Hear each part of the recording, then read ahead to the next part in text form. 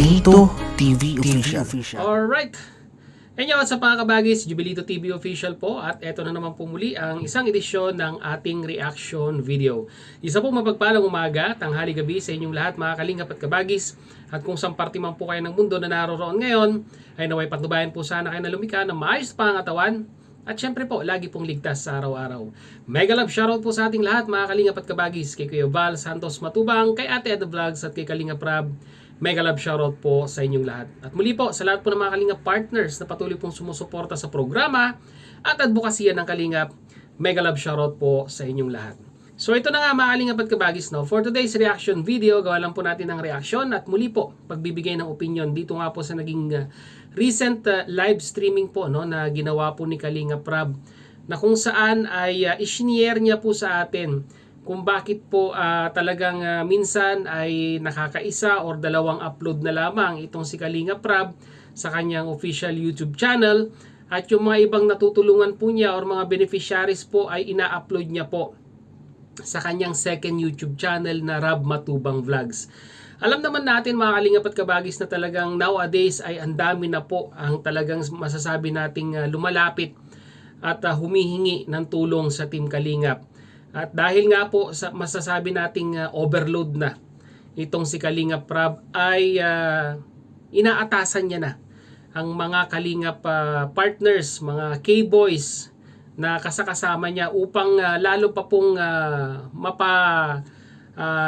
laki or masasabi nating mapaibayo ang kanyang paglingap, no? Kung po pwede lamang pong hatiin ang katawan ni Kalingap Rab, ay ginawa niya na po yun. Pero unfortunately mga Kalingap at kabagis ay talagang ang kanyang ginagawa ngayon ay talagang dinidivide niya po sa mga kasama niya po, katulad nila Ian, nila Jomar, para po yung mga ibang matutulungan po mga Kalingap at kabagis ay may paabot yung nararapat na tulong para sa kanila. Kaya dito po sa video upload ni Kalingap Rab ay ayan na nga, nagsalita na siya kung bakit nga po kailangang i-utilize or i-maximize po ang mga Kalingap partners, lalong-lalo na po ang mga K-boys patungkol po sa paglingap, no? So, huwag na nating pahabain mga Kalingap at kabagis. Simulan na po natin itong reaction video na ito. Narito po.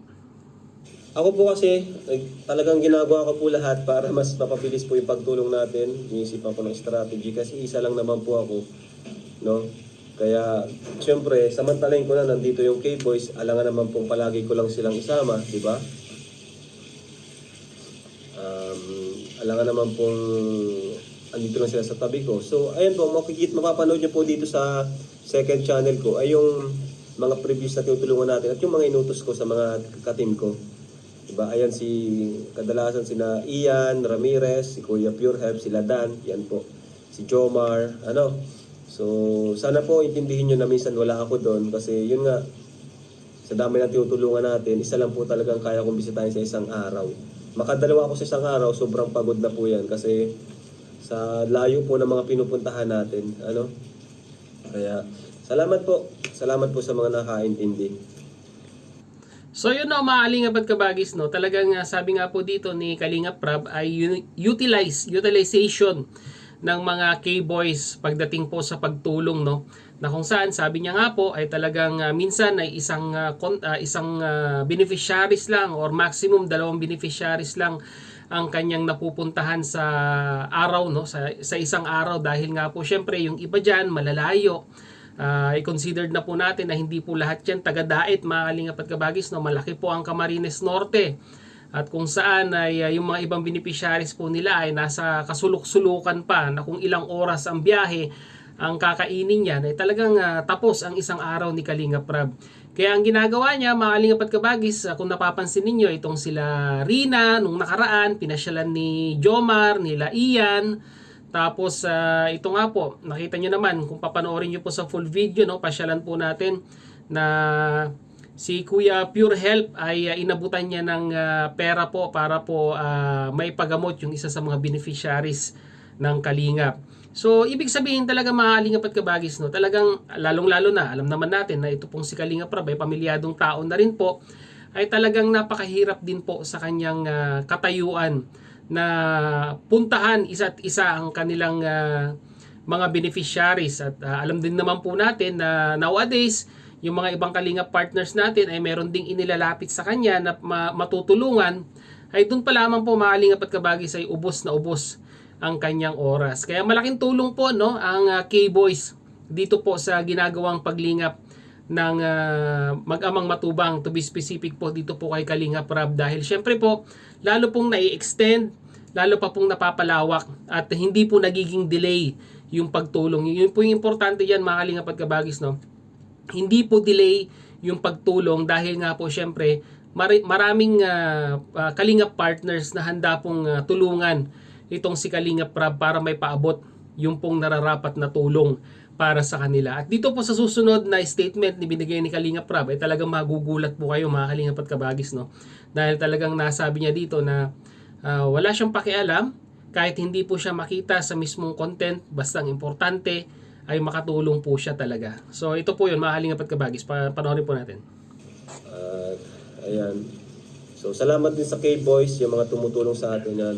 Nasa tabi natin palagi, na isang utos ko ay talagang susundin kaagad. So malaking tulong po, magandang tulong po sila sa ating paglingap. Wala pa akong pakialam kahit pa hindi ako makita sa sarili kong channel, wala pa akong pakialam basta makatulong po tayo. Kasi kung tutusin yung iba, ayaw nila na iba yung makita sa channel nila, dapat sila lang palagi. Ako po, di ko na po iniisip yun. Ang iniisip ko lang po ay makatulong. Makatulong lang po. Kahit po masapawan ako, di po sa akin yun. Kaya nga po ako, madali lang sa akin mag-promote ng mga di ba? Mag-promote ng mga ng tao. Yan, mag-build up ng mga personalities, mga vlogger. Kasi di ko po iniisip na balang araw baka masapawan ako nito. Di ko po iniisip yun na ang inisip ko makatulong lang po talaga. Parang si Kuya Bal, ganun lang din po. Si Papa. Wala po sa isip namin na huwag na tayo mag-promote kasi balang araw baka maging masapawan tayo o kaya maging kalaban.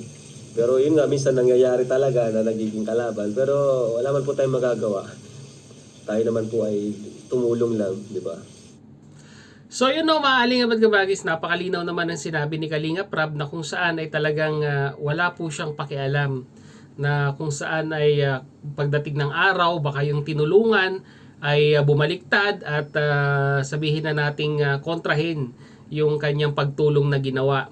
Ang importante lang na po kay Kalingap Rab ay yung makatulong talaga. So dito pa lang mga Kalingap at Kabagis ay talagang makikita natin na talagang namana niya po yung strategy na ginagawa ng kanyang tatay na si Kuya Bal Santos Matubang, na walang pakialam kung ano man ang gawin sa hinaharap nitong mga natulungan na Kalingap partners. Basta ang importante ay mai-promote or mai-build up man itong Kalingap partners na ito, or nasa sa kanila na lang kung ano ang gagawin nila, kung isusuklian ba nila ng kabutihan yung pagpo-promote na ginawa sa kanila, or sabi niya nga po ay kung minsan ay nangyayari talaga na bumabaliktad din. Ako may kilala ako niyan mga Kalingap at Kabagis. Baka kayo kilala nyo rin, i-comment nyo na lang sa baba sa comment section.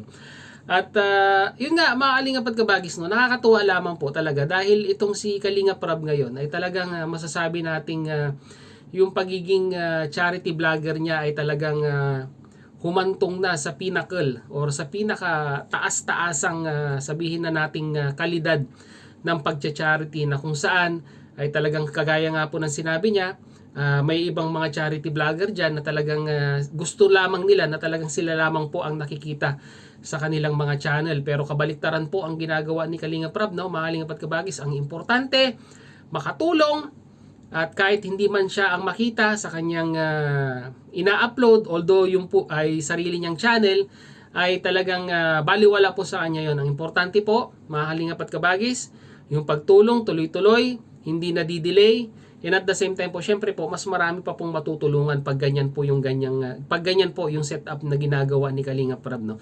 Utilize niya yung kanyang mga K-Boys para mabigyan ng follow-up yung mga beneficiaries. Dahil syempre po, sa araw-araw, hindi naman po lahat yan mapupuntahan nila, mga Kalingap at Kabagis. Kaya pagdating po dito, talagang masasabi natin na talagang magiging masaya ang mga beneficiaries dahil hindi po nauudlot yung mga pagtulong na kanilang ginagawa. So yun lang mga Kalingap at Kabagis. No? Ano sa tingin ninyo? Maganda po ba ang estratehiyang ginagawa ni Kalingap Rab sa kanyang channel, sa kanyang pagtulong? I-comment nyo lang po sa ating comment section mga Kalingap at Kabagis. So yun na mga Kalingap at Kabagis. No? Muli maraming salamat dahil nga sa dulo po ng ating reaction video ngayong araw na ito. Ay nasamahan nyo po muli si Jubilito TV Official. At muli po, papaalala po ang inyong host. Sa mga hindi pa po nakasubscribe sa channel ni Kuya Val Santos Matubang at Ed Vlogs at ni Kalingap Rab at ang kanyang second YouTube channel na Rab Matubang Vlogs. Pakisuportahan at subscribe ang kanilang mga YouTube channel. And at the same time, muli po, naglalambing din po ang inyong host. Sa mga hindi pa po nakasubscribe sa channel ni Jubilito TV Official, ay pakita naman po ang subscribe button at ang notification bell para maging updated po kayo sa mga darating nating reaction videos. Once again, this is Jubilito TV Official, Public Information Officers po ng Karepaw Group. And at the same time, proud members po ng Kalingap OFW Organic Sponsors or Team Cause. As I always say mga Kalingap and Kabagis, peace, God first, God bless po. Bye-bye!